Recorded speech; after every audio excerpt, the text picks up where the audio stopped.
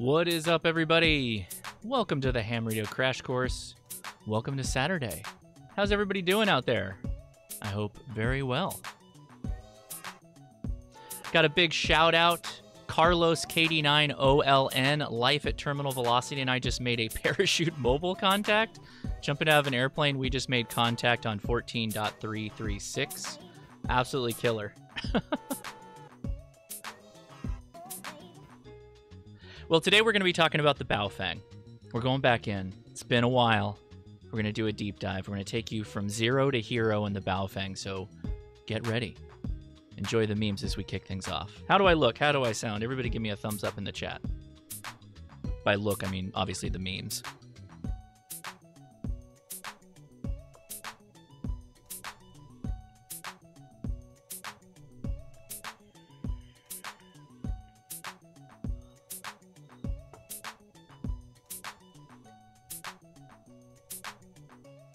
Hey, what's up, everybody? Welcome to the Ham Radio Crash Course. I am Josh KI6NAZ. I can take these off. The theme song is over.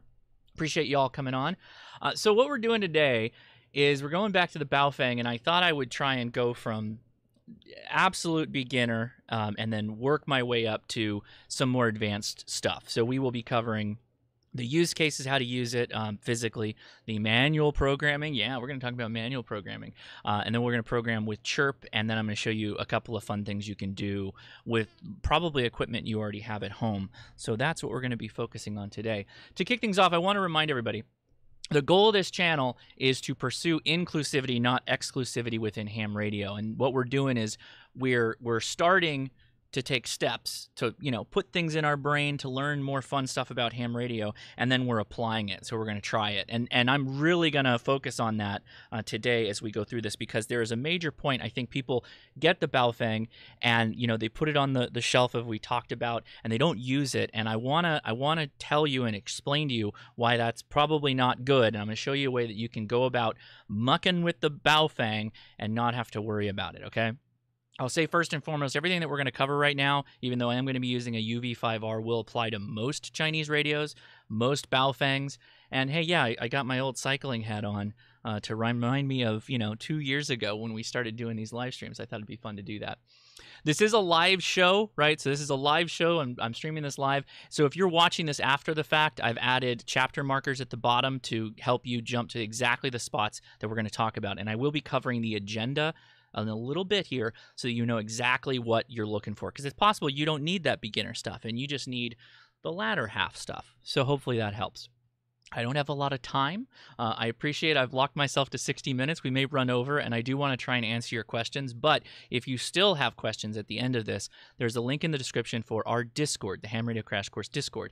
And that is where you can go after the show. We do a live stream or a live chat afterwards. We will take your questions and answer them as they come in. I did get a super chat from Matt Schrobel. Thank you so much, Matt. I appreciate it. Let me go back up. Oh, it was just a super chat. No question there. Okay, thank you very much. I appreciate that. What else? The Amazon list will cover all the things that I'm going to talk about on the show. You don't have to buy from me at all or buy off of Amazon. I don't care. I just do that to put them in one location. I will make a shout out for the Signal Stuff Signal Stick, which is linked in the show description.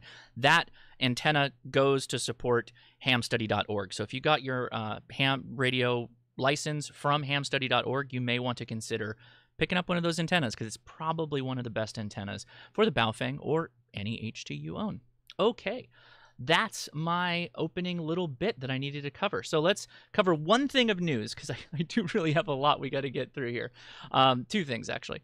The first is we've already got a Fang Gang lineup. So if you're a Fang user and a Fang lover of the Baofeng, over on hamtactical.com, which is our merch store for the Ham Radio Crash Course, my wife runs this and creates the designs. We already have basically six different designs for the Baofeng. I personally I've got to a Brie, which is... a throwback to Freddie Mercury and the Brie antenna, which you probably know all about. Second, we're going to probably talk about this on the after chat, so make sure you do join us over there. There was a short movie that was released short film called Night, and it was a Camp Hollywood 2021 film that features ham radio, and there's actually the shot right there of the young boy with a ham radio. Actually, he's got a handheld. It looks like a FT60, a Yaesu, and then he's got an HF-looking radio in the background. And considering the frequency, I think that is true. Anyway, we'll probably watch it in the after chat. So if you're interested in that, please do join us. I'm also going to live stream to Twitch as well. Okay, so where are we starting off with all this? A little bit of some talking points to cover here. Baofeng, 0 to hero in 60 minutes. That's my goal. This is the agenda, okay? So we're going to cover Baofeng controls, powering on, basically all the exterior controls, and the scan feature, how to use it. Accessories, we're going to talk briefly about antennas, batteries, and cables that I think you should get. The most important settings, which is 2 settings are the most important settings, and everything else makes the Baofeng just a sandbox that you can play in. We're going to do common use cases for programming. We're going to start out easy, and then we're going to work our way up the manual programming way. We're going to do simplex, repeaters, and satellites, which is satellites is the most complicated case in a small niche, but a very cool niche. And then we're going to talk about computer programming, and I'm going to do a raw Chirp install. I've uninstalled it from my computer. We're going to reinstall it, and I'm going to show you exactly how to do that as well. We're going to talk about the FTDI cable, the Chirp install, and how to use Device Manager to make sure you're connected to the right cable, because that's where a lot of people get stuck with. And then the 2 funsy stuff, the real expert side of this, I'm going to show you how to do SSTV over a Baofeng and also APRS via a phone and tablet combination. Arthur Hernan W6HER says, enjoying the videos. Thank you so much. So before we kick this off, I saw this bottle of wine kicking around. This is a Charles Shaw. If anybody knows what the street name for this is, it's $2 Chuck. And I thought, what a better bottle of wine to drink while we're doing a little Baofeng video. So cheers to everybody. Thanks for coming out. I really do appreciate it. All right, a couple of more slides and then we'll get right into it. What a Baofeng is, it's an amateur radio. It is an amateur radio. It technically classifies as a commercial radio, but generally the ones you buy, particularly if you get a UV5R, the $25 job off of Amazon, then you're looking mainly as a ham radio.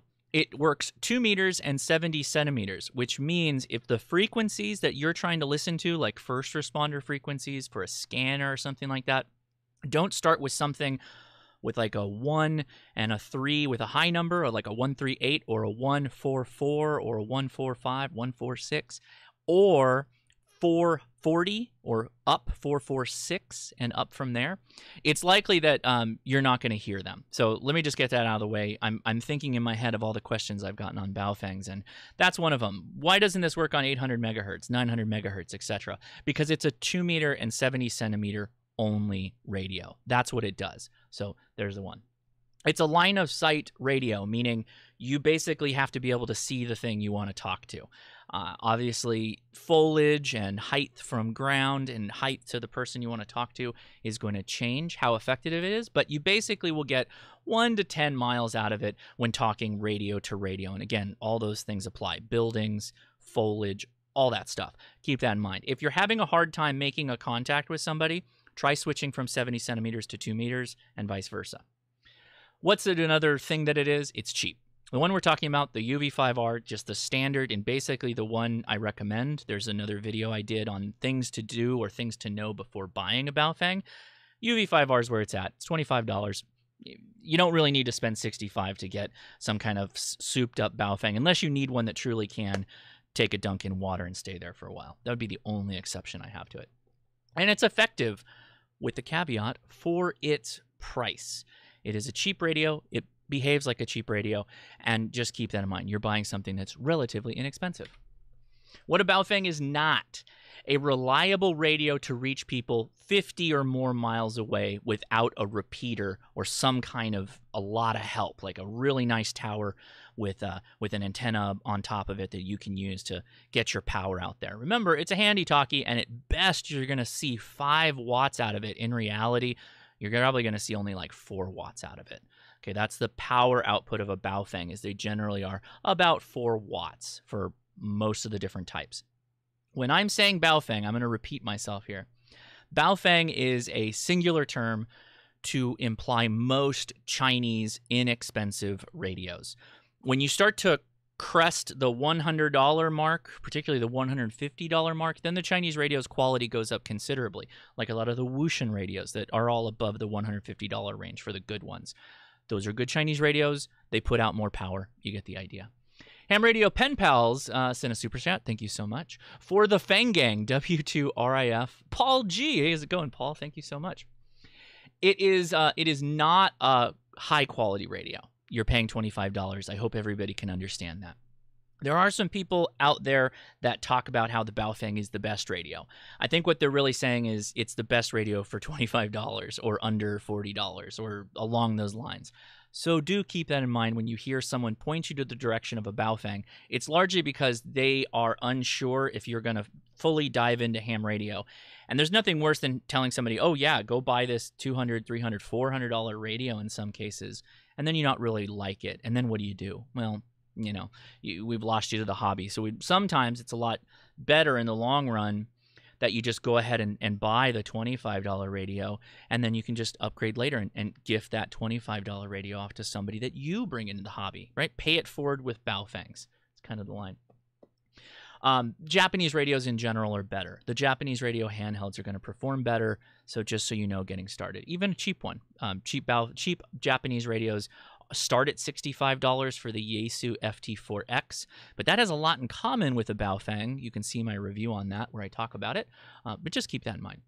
What a Baofeng is also not is an RF clean radio, and I know we're starting at the base level, so I'm only going to give you a high viewpoint of this. Most Baofengs, Pofeng is another proper pronunciation for it, put out unintended harmonics when transmitting.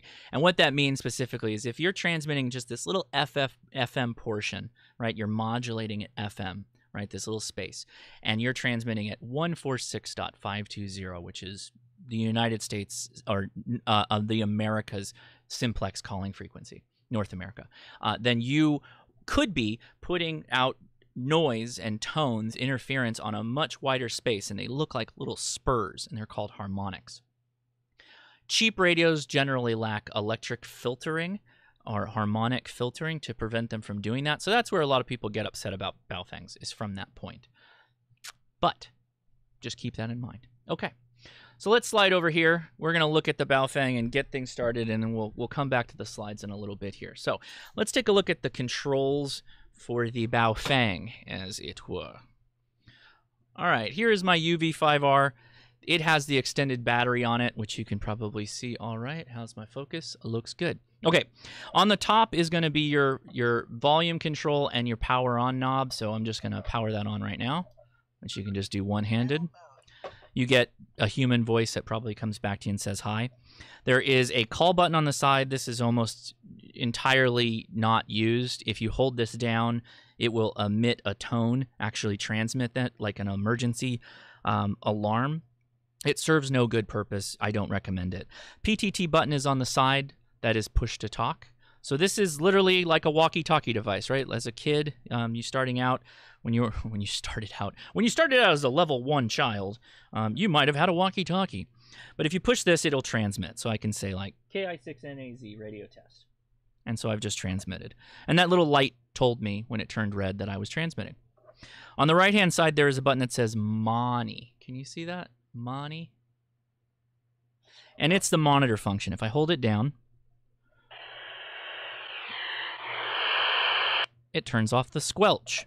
Sometimes you may need that if you need to hear people way down in the noise. On the right-hand side, there is a speaker and mic flap here, and that's literally what it is. It's the audio connections for the speaker and the microphone. This is also the jack that you use when connecting to your computer or an audio device, which we will talk about. On the front of the radio, there is a VFO MR button, and by the way, this layout is going to be very similar to other radios, Chinese radios that you may see out on the market, okay? There will be a VFO and MR button, or it may just say V and M. If you click it, it may say frequency mode. And if you click it again, it'll say channel mode. And you can see a little number popped up when it went to channel mode. This radio has memory channels built in, which means we can load common used frequencies onto those memory channels for use later. So in this case, I have a couple loaded. That's a local repeater. And that's a simplex calling frequency, 146.520. And that's something else I was playing around with. Anyway, you get the idea. Okay. The A and B button brings this arrow from the top left here to the top bottom, or the left bottom. And that just switches the transmission A and B channel. This is called the A channel on the top, and this is the B channel on the bottom. So now we're in control of this channel. See, I can push the up and down button, and I can scroll through them. Menu brings up the menu. Exit exits out of the menu, but if you're in the menu, you can use the arrow keys to go up and down the different menu options, and there are 40 options on a standard Baofeng. Now, I have a video that covers these menu items in greater detail, so do check that out if you are interested. Scott75, thank you for the super chat. Went with the 556, a connoisseur of a particular caliber. Up and down arrows, again, change frequency. The numeric pad is used for keying in a frequency, so if I wanted to, in frequency mode, remember I click the VFO, so I'm in frequency mode, I can go 446, and that's the 70 centimeter calling frequency that we can just leave set there for a little while. I'm going to lower that a little bit. Okay. Now, next to all the keys are these screen printed buttons that say things like step and TXP and save and scan, Vox, etc., etc. So if I go back to menu and I hit that button, it should take me to the step. If I go to transmit power or TXP, there it is. TXP, there it is. And if I go to timeout timer, there it is again. So you may have to click it twice, but it should take you to the thing that you're looking for. TOT is the timeout timer.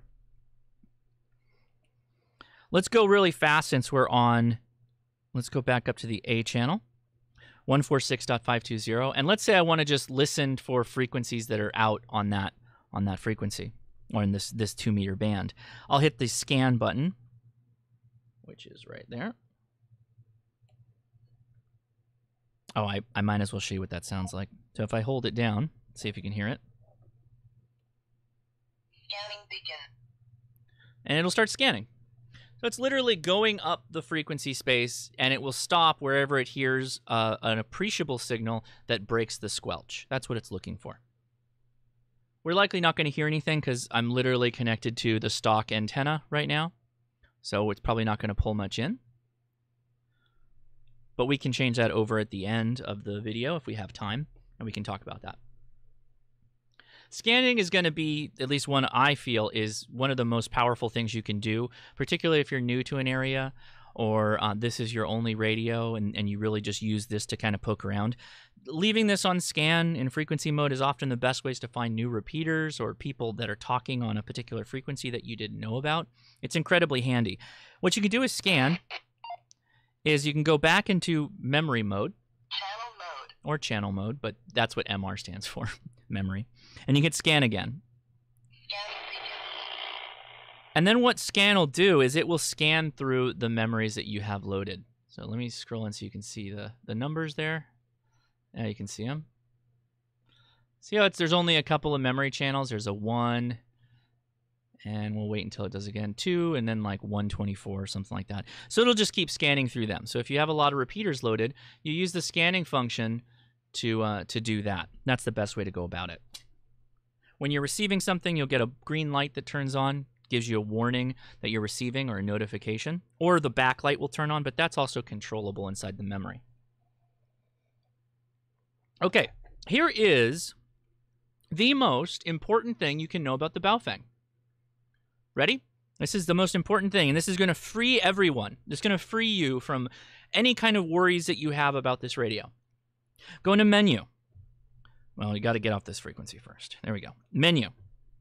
We're going to go to, let's just go to 0, and we're going to go down 1 from 0 to reset all. I'm going to reset this radio right now. When you click menu, it drops into all. You can change that from all or VFO. No, you're going to do all. And you're going to say source. Yep, click it again. I just reset to factory this radio. Now it's in Chinese.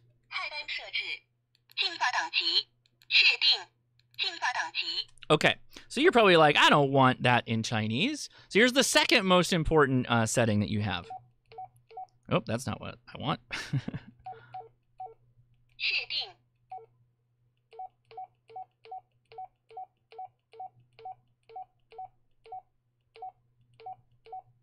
Okay.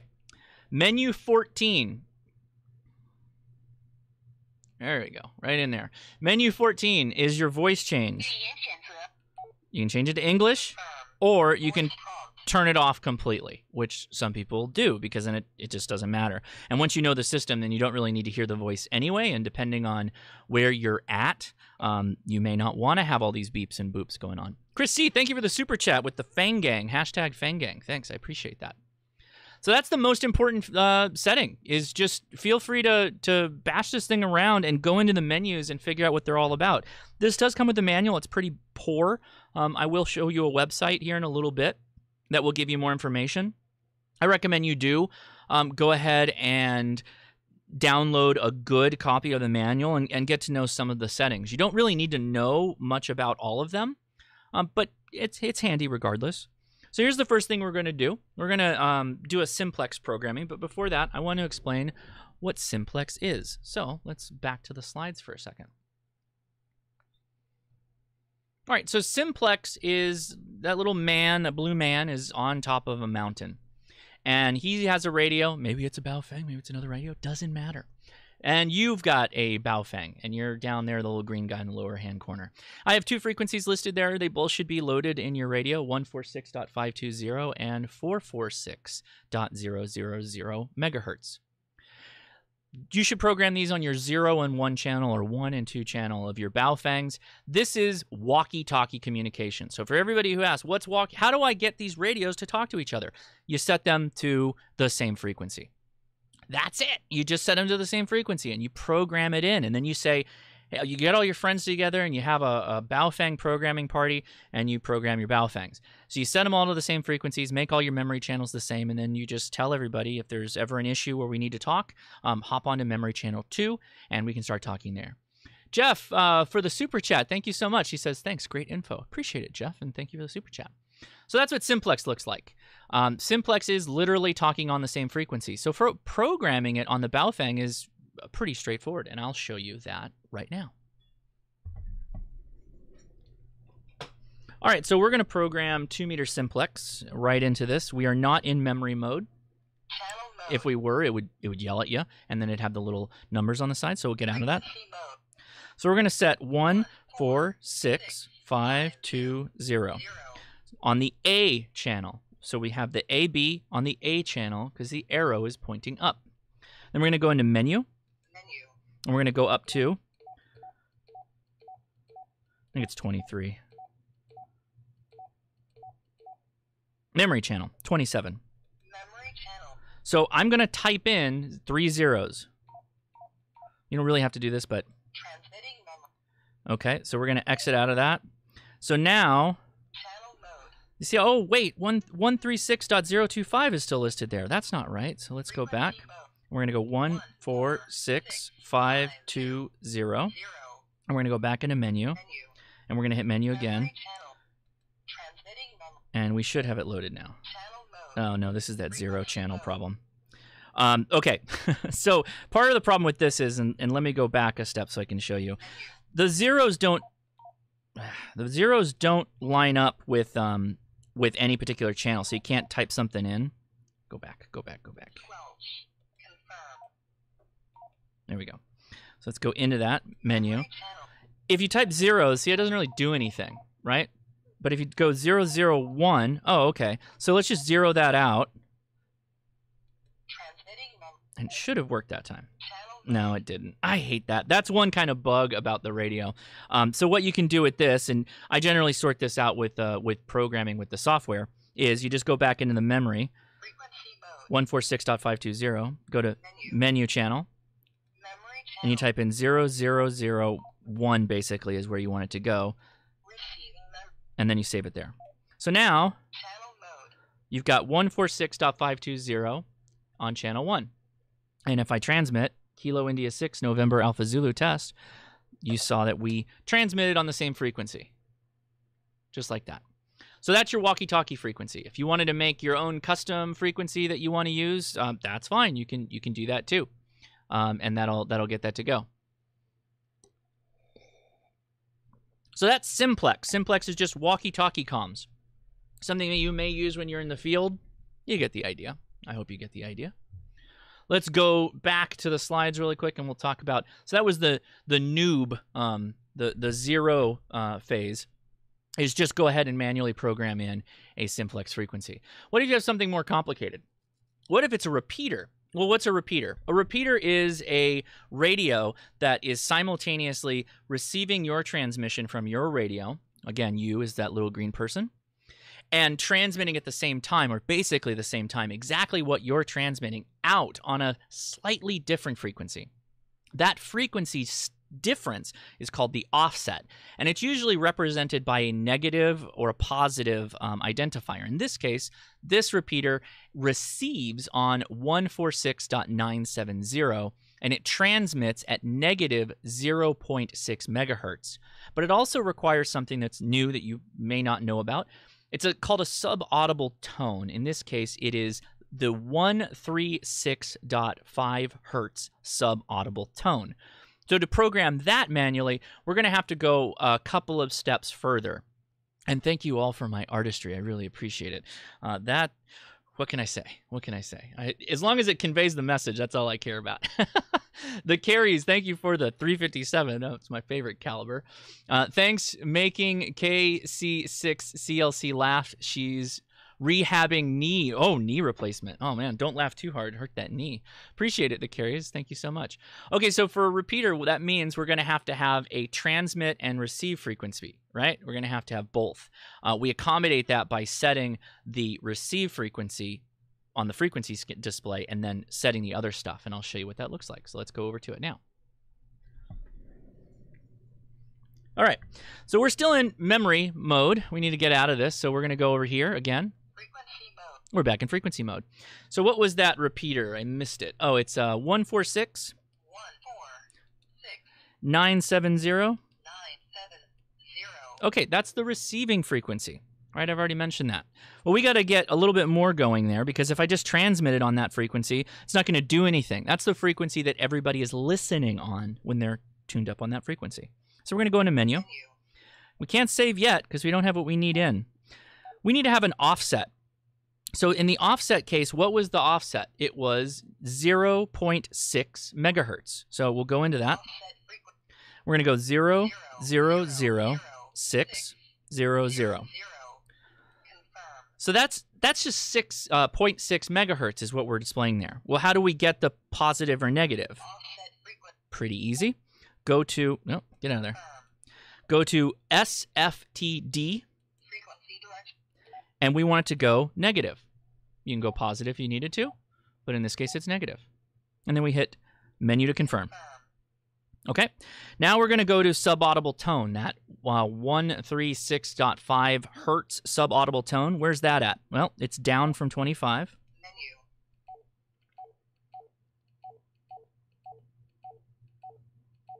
Okay, and where is it?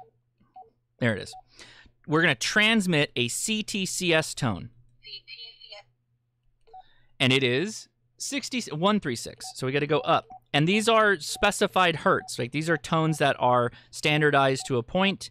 So 136.5 should be listed exactly here. 136.5, there it is. So we're basically using frequency mode to set all the characteristics of the radio to transmit into this repeater.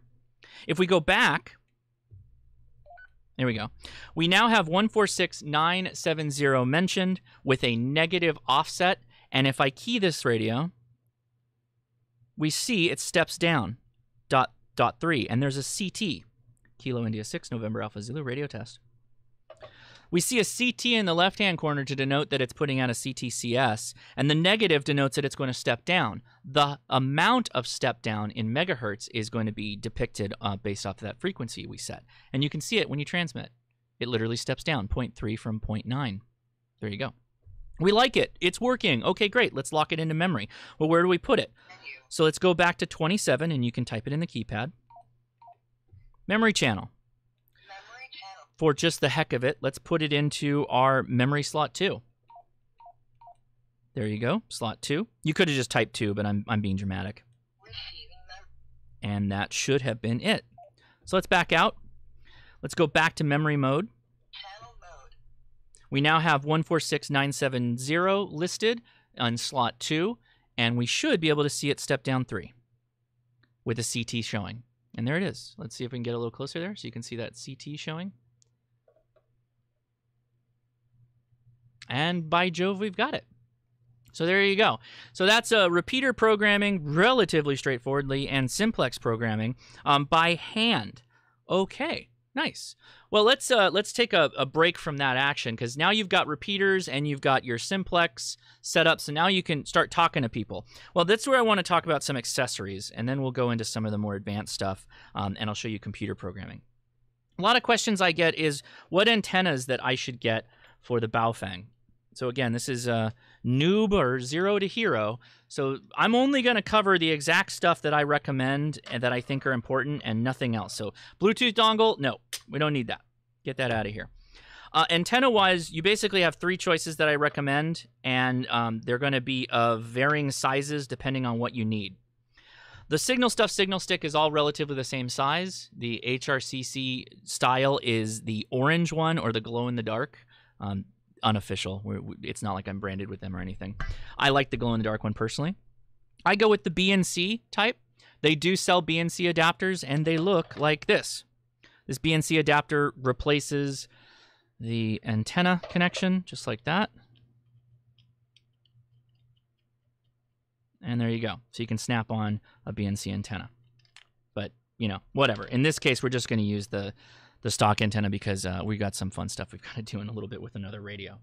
Okay, so from here, you could do the Abri. That's your choice. They come really long as well. The other thing recommended if you want a little bit more battery life, or you want the ability to field charge, because the problem is these radios, they come with these drop-in chargers, like this guy right here.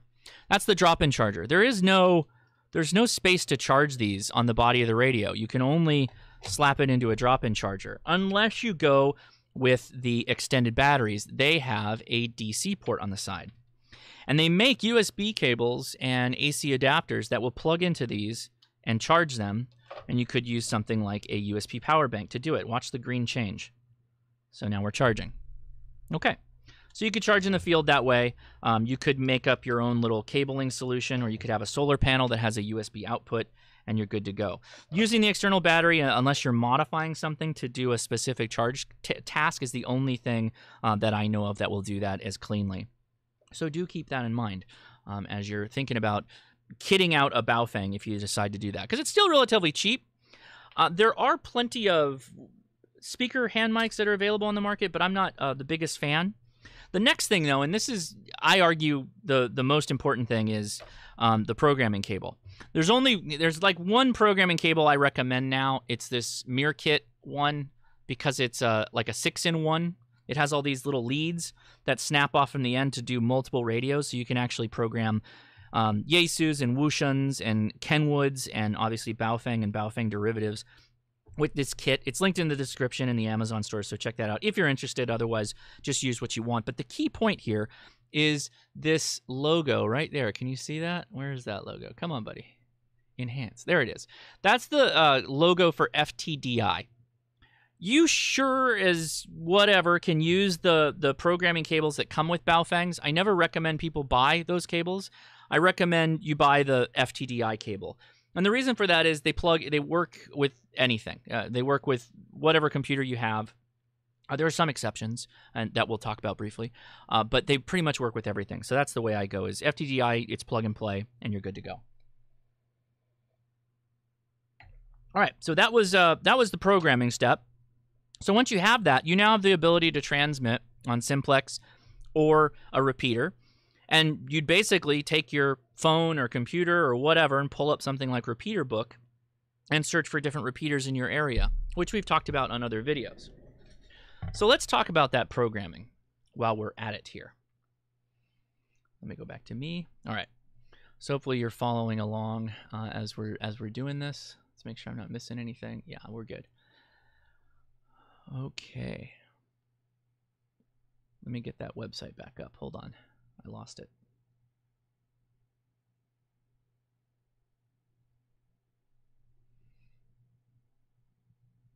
All right, so RepeaterBook is where I go, repeaterbook.com, and you can do proximity checks like where you live based off of your city or your zip code.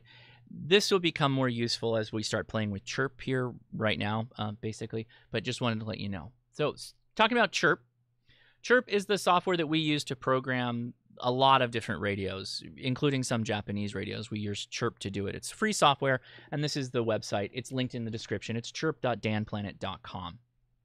If you click on the Get It button, and again, we're doing this straight from zero to full on because I get a ton of messages. I basically become IT support for people that don't know how to get software to run on their computers. So you click to download latest Windows version, and then there is a click to download latest Mac OS version. And yes, this runs on Mac OS as well. And Linux users, they have a version as well, but you can use different distros to pull. I think it's still apt-get or whatever get. I think because apt got deprecated, but whatever. Click on wait the latest Windows version, and there's generally they have a daily build that they push out, and it's a .exe file. So I have it already downloaded here. It's in my download folder. So I'm going to pull that up really quick. I'm just going to click the .exe. I'm going to try. Oh, okay, that's the admin check. You probably can't see that, but that was my computer going into admin mode to do the install. If your computer doesn't do that, you might want to go to your downloads directory, right-click on the download, and say Run as admin. That will solve a ton of your problems. But you don't see it, do you? Oh, that's why. Hold on. There we go. So now you should see it. So here's the installer, and here's something that's very vital that we're going to use in a second. Here's the installer. We're going to start the process, so just click Next. This is the general license agreement. If you want to read it, go ahead, click Agree. It's going to load in your Chirp directory off of program files. For Windows, we're doing this for Windows. I appreciate that that's not going to be the same for everybody. I found it works really well in Mac. The only thing that you have to do in Mac, which may be different for some folks, is that you have to go into your system preferences. As a Mac user, I'll tell you what to do. You have to go to System Preferences and then Security, and there should be a little box that says, you tried to run Chirp, and it's downloaded from the internet, not approved. Do you want to approve it? You just click Yes, and you click Accept, and it'll do it. That's all you got to do. Okay, Chirp has been installed on your computer. I took a big gamble on that. I was kind of worried that it was going to say you need to restart your computer, which is like, oh dog, now we're in big trouble. So we're done. We've installed Chirp. That's all it should do. But the next thing is where people get all caught up. So I'm going to run it right now. I'm going to run Chirp. You're going to see it live. I'm going to pull Chirp up right here. Chirpy Chirp. That's it. It's just a blank screen. But where's the curiosity come in? Let me grab the programming cable. Okay, before I plug this in, and before I do anything with Chirp, in fact, I'm actually going to close Chirp out. So before you start Chirp, do this. Go ahead and close Chirp. Bring up your device manager. And what you do to bring up device manager is you just hit the Windows key and you start typing device. And you should see something that says device manager. And under device manager, you're going to see something that says ports, COM and LPT. That is the list of all your plugged in ports right now. And I've got a ton of them.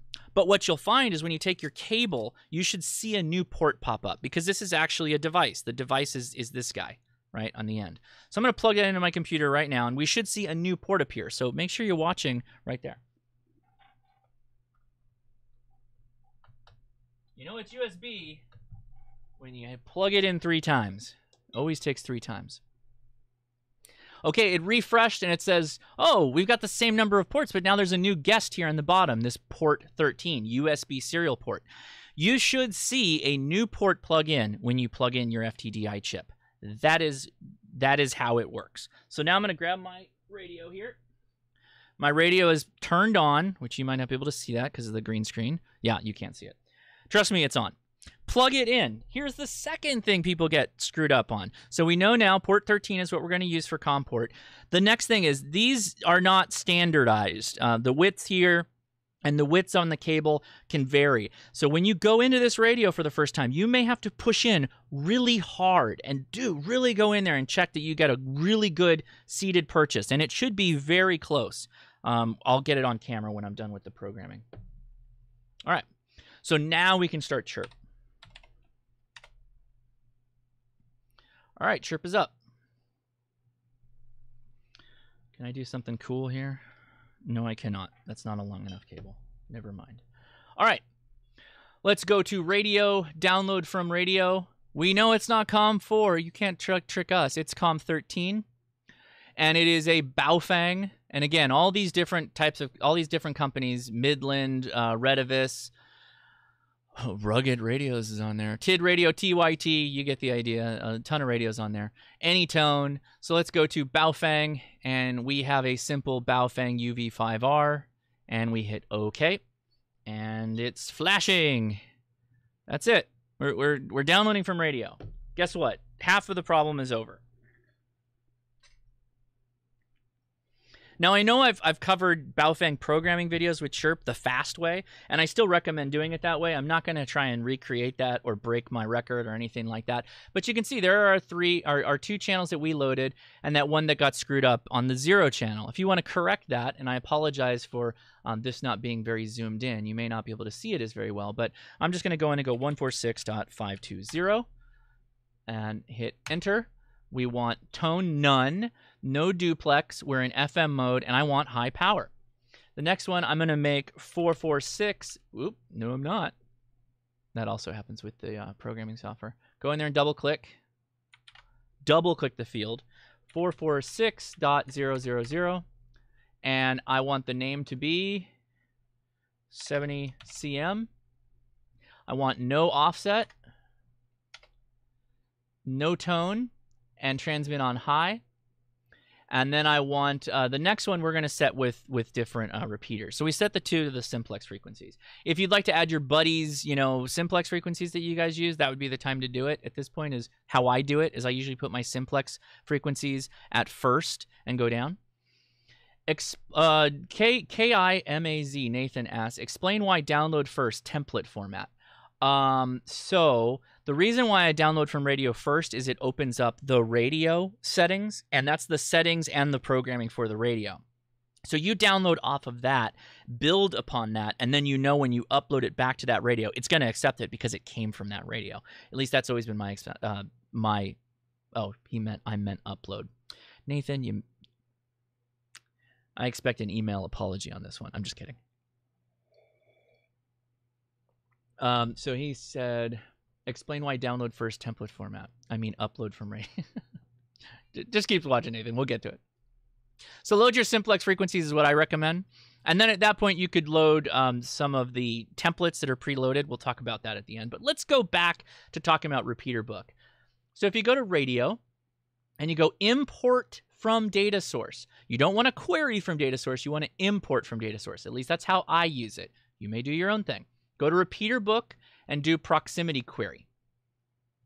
I changed my mind. You want political import, and you want repeater book political query. Is that right? Yeah, that's what you want. Okay, I found this to be the most useful.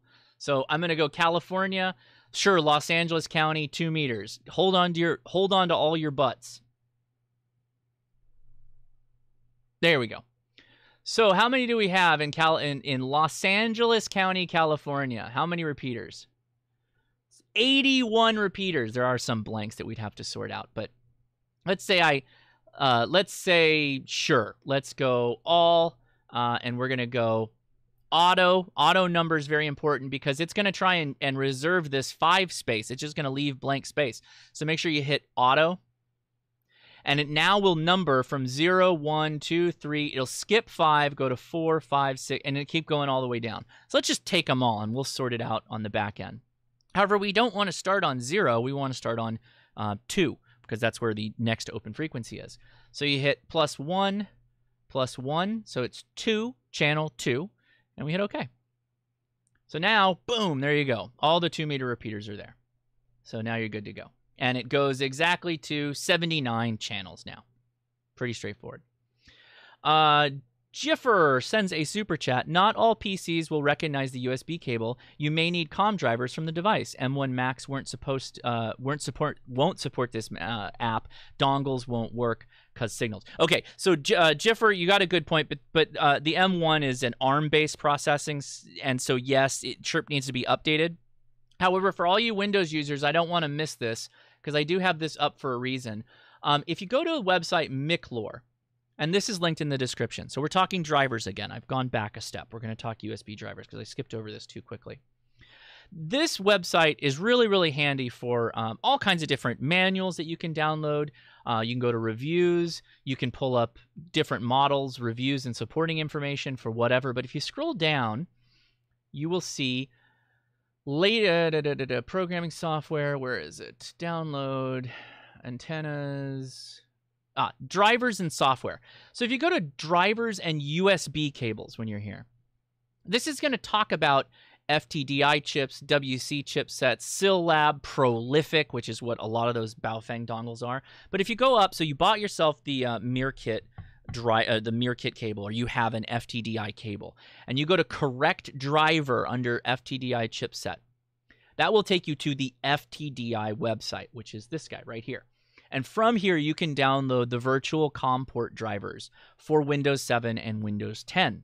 There's also Windows 11, apparently, for desktop. And then you also have direct drivers that you can use for D2XX. But I don't exactly know what that is, at least off the top of my head. So if you click there, it'll download the actual setup file to run it. Now, you will likely still may have to go down in here and actually click the one you need. So here's the operating system Windows.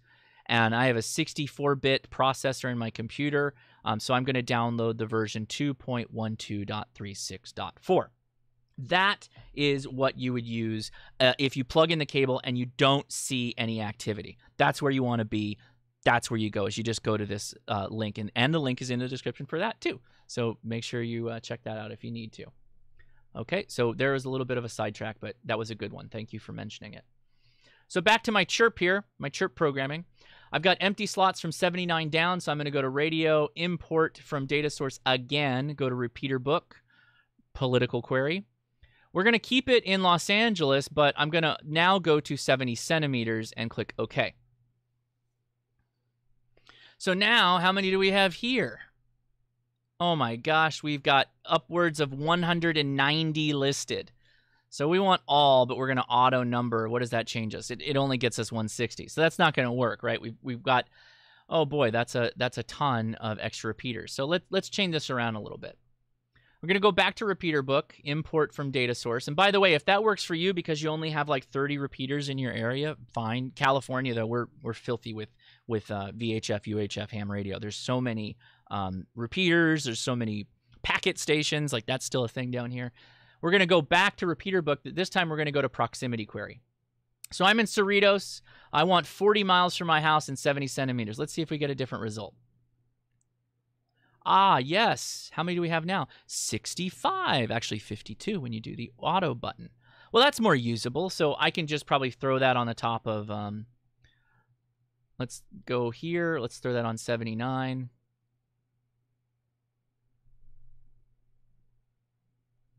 And if you're following along at home, I'm clicking the little Adjust New Location buttons, and they go in steps of 100 channels, 10 channels, and then 1 channels, and then they have the same in -1, -10, and -100. So then I click OK, and it will load from 79 all the way down until it runs out of memory, which is 127 in this case. So we could load the radio, but maybe we want to make some changes, or maybe we want to load from the stock config.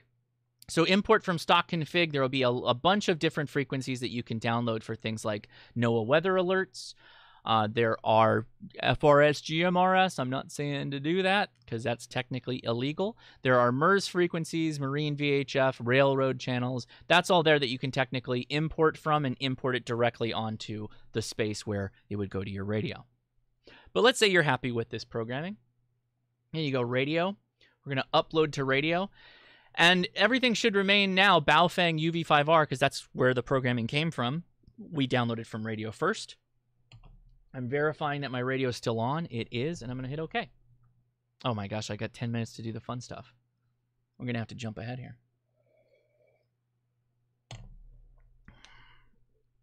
I'm going to turn on all the things right now and make this happen.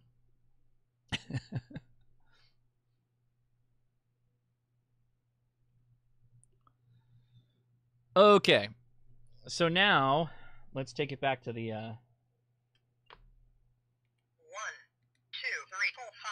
Great. Let's take it back to the overhead here so we can show you what we came up with. I'm running out of time. Okay, clearing a space here. I will show you another setting while we're here. Hey, I'm in memory channel mode, and all I see is frequencies. That's no fun. I just went through that whole process of putting names on. Very well said. Menu 0, let's go up from there. I don't remember exactly the number it's on, but I'll find it here shortly.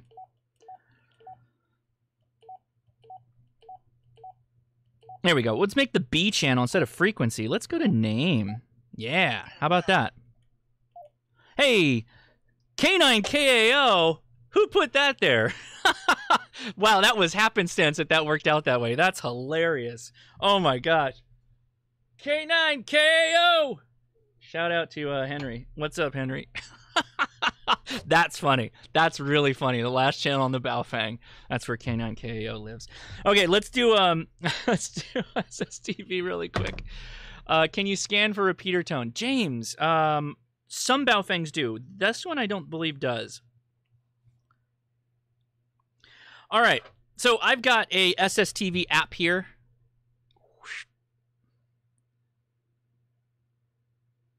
All right. I've got an SSTV app here. And I want to see if I can transmit this picture of a Baofeng. That's it right there. So I'm going to go back to frequency mode. And I believe it's, what is it? 144,200, 144,200, right? 144,200. So that's the transmitting frequency for SSTV. But this isn't going to play just perfectly with my device here. So I'm going to use another cable. I'm going to use this audio cable. This is a APRS-V01 cable. It plugs in like the programming cable right there. Alrighty. And I am going to plug that into my tablet at the top there. Okay, they're plugged in now. Get out of the way. You're going to make me miss. Okay, the last step. We got to turn this thing into Vox because it doesn't key exactly. I may have a bad cable. Some of these cables will key the radio off of the pins here, but off of the pins of the actual wire, but this one does not. So we got to go back down to Vox.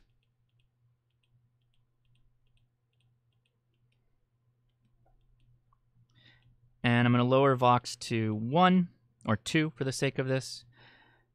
It's confirmed. And I want to have the squelch kind of low. That'll become handy later. Not needed now. All right. So in parallel, I'm going to key this radio to 144,200. Okay. Let's slide this guy back now. And here is a Baofeng that's going to sit there on the same frequency. Where's my iPhone? This may be a little loud, but we'll have fun with it. Don't worry. I'm using an app called SSTV. It is CQ SSTV from Black Cat Systems. Got to make sure the modes match. So this is Martin M1, and this is transmitting on Martin M1. Put that right in front of the speaker, and let's go. Nothing is happening. Oh, that's why I did it wrong. Stop. It's 144. 144,200. Okay, hang on to your butts. That one's wrong. Oh, because it's... Stop. I've got the offset on. Remember when I set that offset? Let's go back to offset. What one was that again?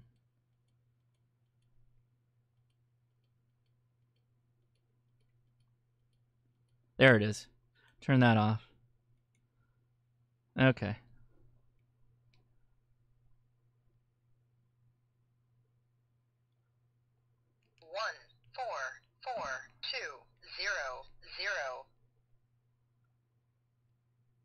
Why does it keep switching? I saved it.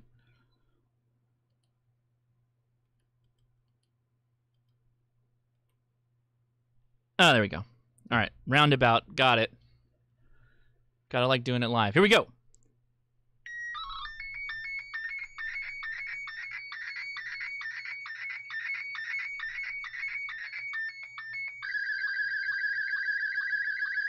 Oh, looks a little wonky. Let's change it.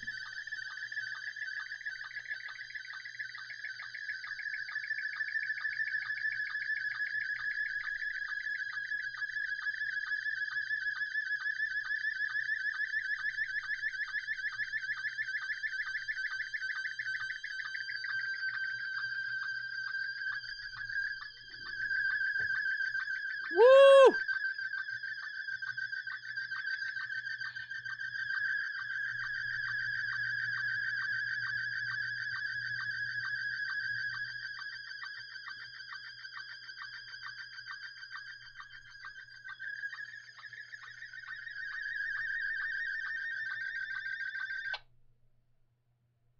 Timeout timer.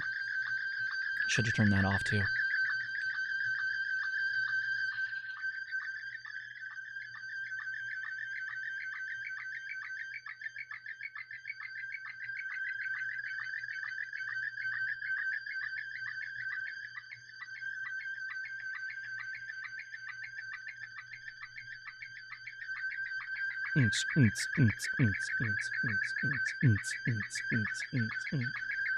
The system is down.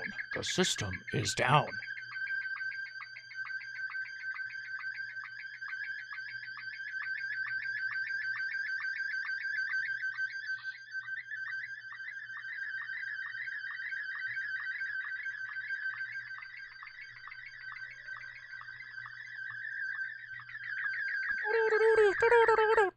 Oh, timeout timer.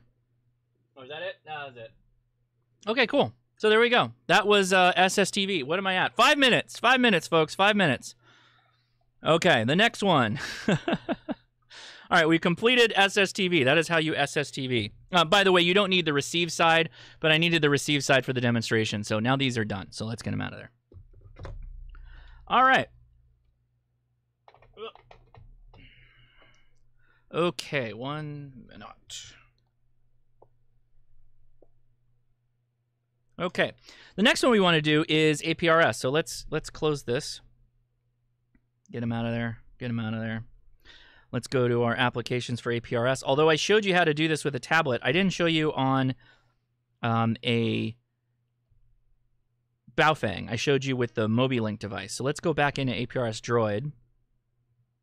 And let's go to 144390. And for the heck of it, I'm going to put the good antenna on.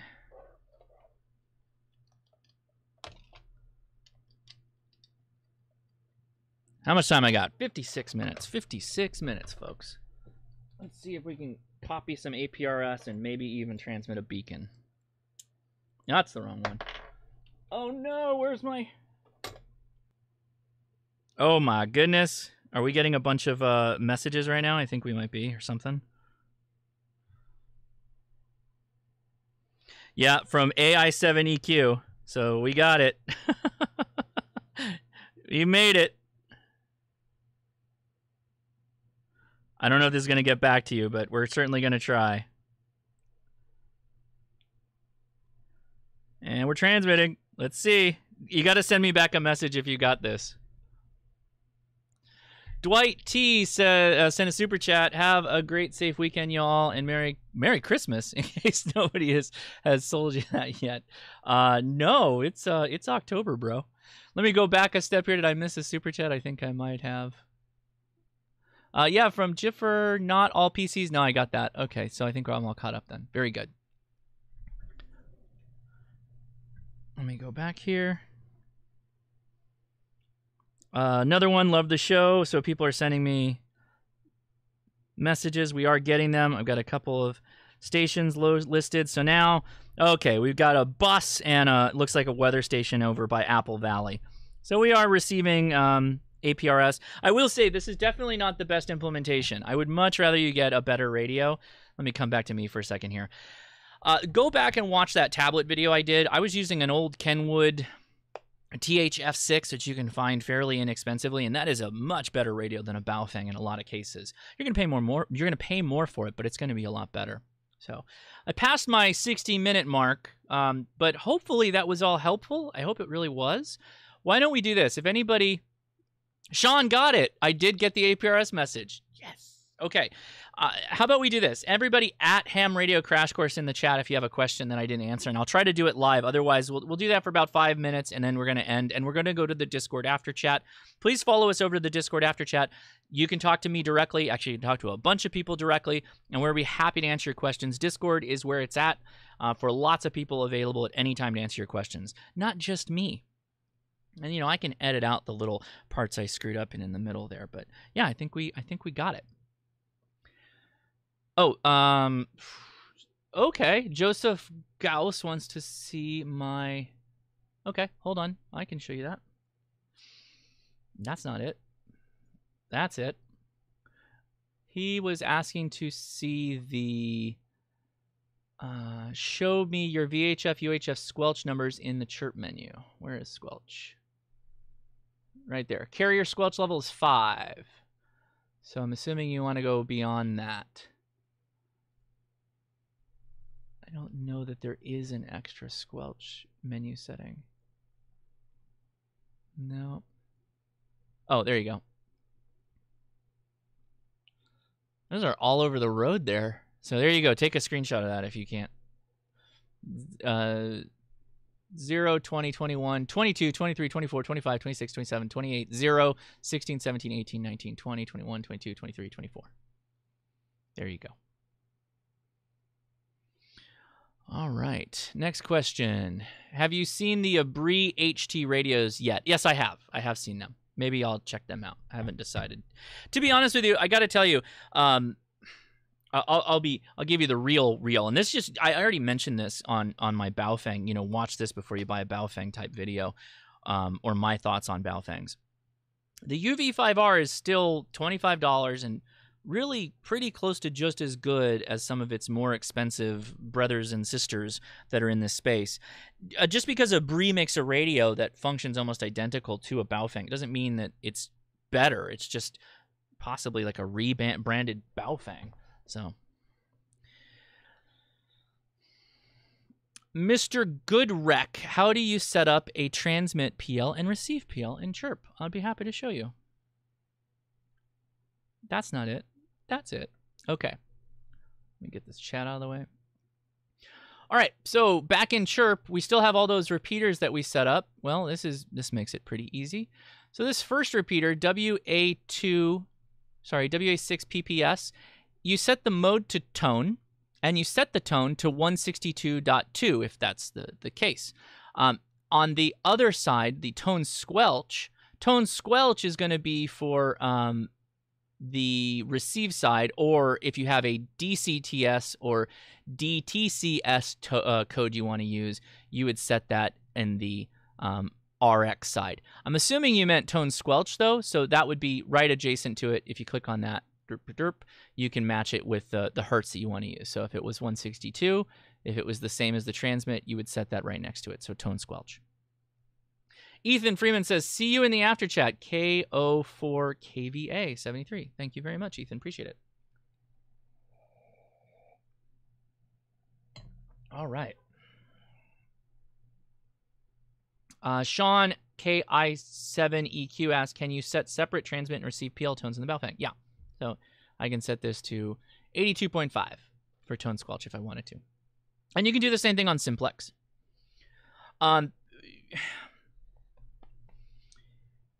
So here's here's a bit of a crossover. Randy, not a Rubicon, right? I'm sure a ton of you are watching Randy's videos. Good stuff. We are going to meet up at some point. I do owe him a message. We need to talk on the phone to sort some things out on how we hang out. But he always mentions that privacy tones are not private. Same thing as PL tones. They do nothing on the receive side. They do nothing. All it does is tell your radio to start listening. That's all it's doing. If you don't need it for a very specific reason, and you'd better have a very specific reason why you're turning it on, don't turn it on.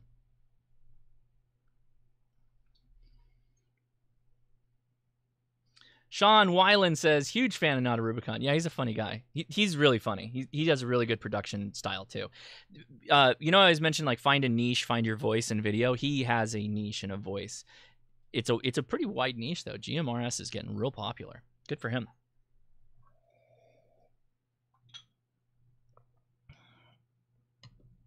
you have to install the repeater. So keep in mind, let me go back to my wonderfully done slides. I don't care what any of you say. Where are my slides? Where are my slides? That's not the right one. There we go.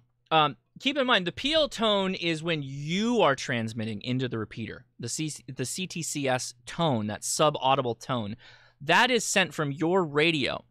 The repeater hears that sub-audible tone and says, oh, somebody's transmitting into me, and turns on. And when it turns on, what it's doing is it's receiving your information, your FM modulated signal, and it's then transmitting at the same time outbound through the cavities, out through its antenna, and transmitting on a slightly different frequency. That PL tone is needed because if it didn't have it, anybody that was just transmitting open on any frequency that repeater was close to would kick it off. The PL tone adds a little bit more intention to people turning on the repeater to use it. That's why it exists.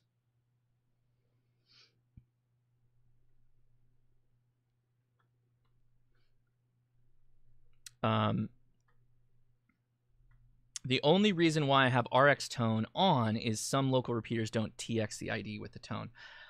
Oh, interesting, Zach. That could be a good point. We down here, like, I never run it, but I could see that as a valuable thing if the repeater courtesy tone or the required ID tone that they have to send out for the call sign, you know, the Morse code characters they send, if that doesn't kick off your PL tone, then doesn't activate the radio, that'd be a good thing to have on some of your frequencies that you monitor for first responders or something like that. That's pretty cool, actually.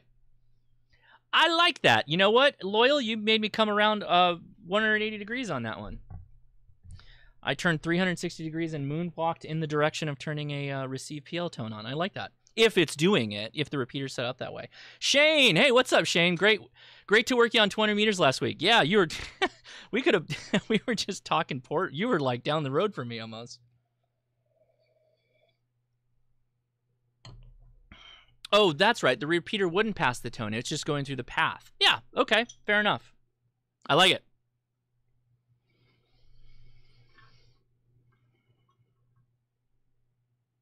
So that the repeater far away might pick up the signal during grid propagation times. Yeah, that's true too.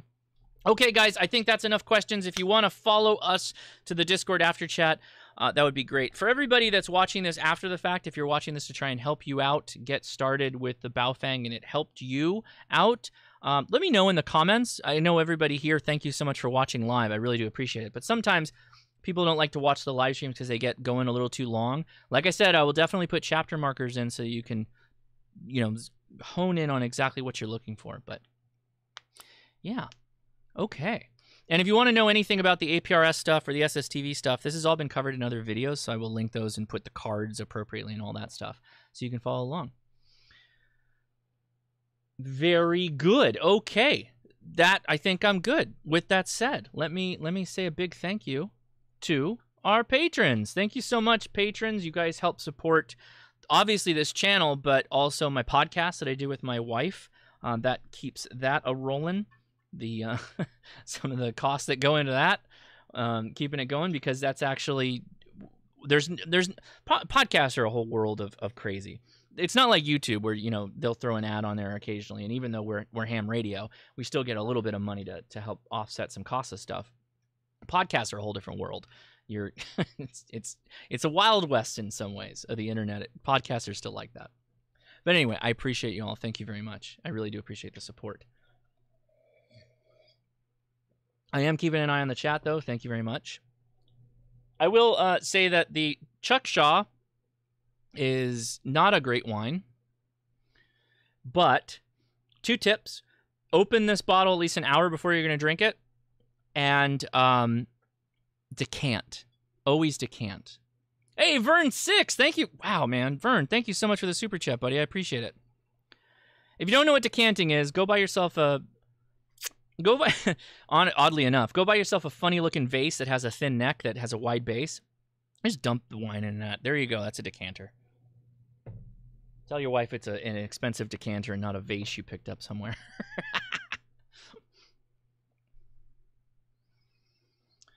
Oh, seriously, you can make any wine that is like a $5 wine, $10 wine taste like a $20 wine if you just decant it. That's all you have to do. Serve it immediately at that point, but yeah. Hey, there's Bunny! Shout out to Bunny. Shout out to all of the producer patrons. But by the way, what are we? Gosh, we're almost... I got to come up with I've got my costume for the Halloween episode, guys. Just keep that in mind. I've got the Halloween costume ready. Greg T. Thank you, Brew Crew. Let me raise my glass to the Brew Crew, and I'll answer the question, why wine? Well, you see, I was doing a Baofeng video today. Greg, I was doing a Baofeng video today. And the reason why I went with Charles Shaw is this is affectionately known as $2 Chuck. This is a wine that you buy by the case at Trader Joe's for like $24 for a case. At least that's when it started. It's more expensive now. But this is like literally a cheap wine. Not bad though, oddly enough. Served in glass bottles, which is kind of amazing, not a bag. But anyway, it's called $2 Chuck, and I thought that was apropos for a Baofeng ham radio video.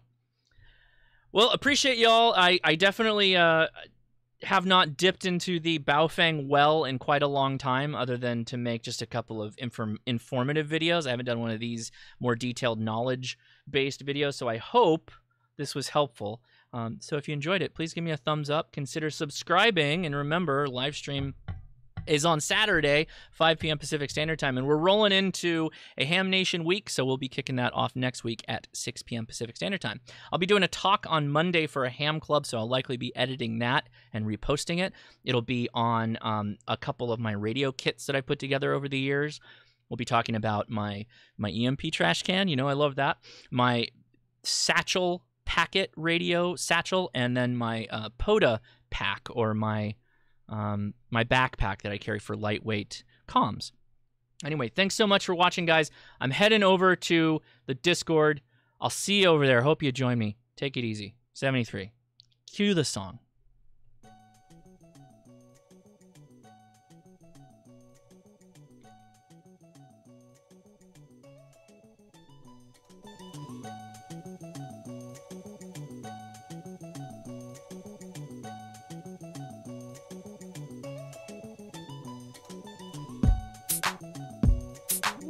Play that music.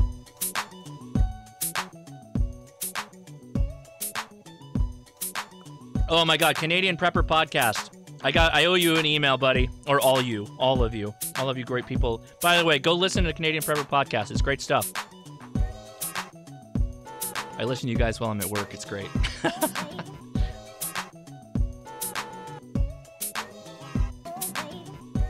I didn't forget, guys. I saw it. Well, I did forget.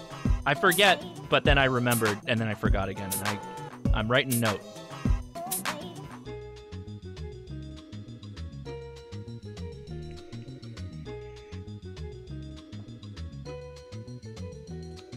And if you made it this far, shout out to next week. USN ER Doc will be back, and we'll be talking about first aid, safety preparedness, and ham radio once again. David's a cool guy, and I'm always honored to bring him on the show, so hope you check it out for next week. All right, I'll catch you over on the Discord. 73.